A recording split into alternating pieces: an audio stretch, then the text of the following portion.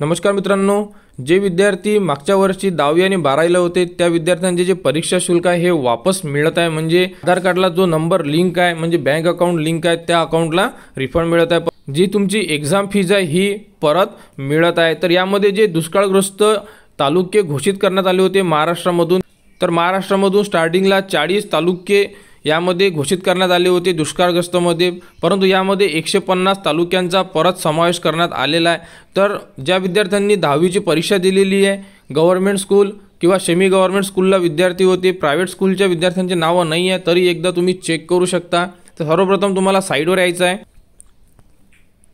तर साईट तुम्हाला व्हिडिओच्या डिस्क्रिप्शनमध्ये दिली आहे। सर्वप्रथम साईटला या, साईटला आल्यानंतर सर्वात खाली एक ऑप्शन दिलेला आहे फी रिफंड HSC आणि फी रिफंड SSC। तर तुम्ही 12वीची एक्झाम दिली असेल तर HSCला क्लिक करा आणि 10वीची एक्झाम दिली असेल तर तुम्ही इथे SSCला क्लिक करा। तर सर्वात शेवटचा ऑप्शन इथे दिलेला आहे, इथे तुम्ही क्लिक करू शकता। त्यानंतर तुम्ही इथे रीड करू शकता बघा, सन 2023-24 मध्ये राज्यातील जाहीर झालेल्या दुष्काळ सदृश्य 40 तालुके व त्या व्यतिरिक्त 1021 महसूल विभागातील 10वी व 12वीच्या विद्यार्थ्यांना RTGS NEFT द्वारे परीक्षा शुल्क प्रतिपूर्ती योजना, म्हणजे जी परीक्षा शुल्क आहे परत मिळत आहे। तर 2023-24 क्लिक हिअर असं एक ऑप्शन दिला, ती तुम्हाला क्लिक करायचं आहे।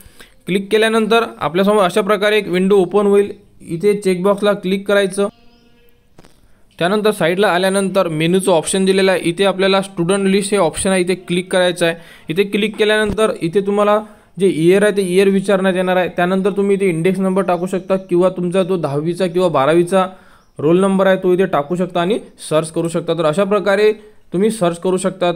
तर जे तालुके महाराष्ट्रामधून दुष्काळग्रस्त घोषित केलेले आहेत त्या विद्यार्थ्यांना आता 10वी 12वीची जी फी आहे ही परत मिळत आहे। तर अशा प्रकारे तुम्ही तुमचं नाव आहे किंवा नाही आहे चेक करू शकता आणि तालुका आहे किंवा नाही हे सुद्धा बघू शकता। तर ज्या विद्यार्थ्यांनी महाराष्ट्रामध्ये 10वी आणि 12वीची एक्झाम दिलेली त्या विद्यार्थ्यांना आपला रोल नंबर टाकून एकदा स्टेटस चेक करता येईल।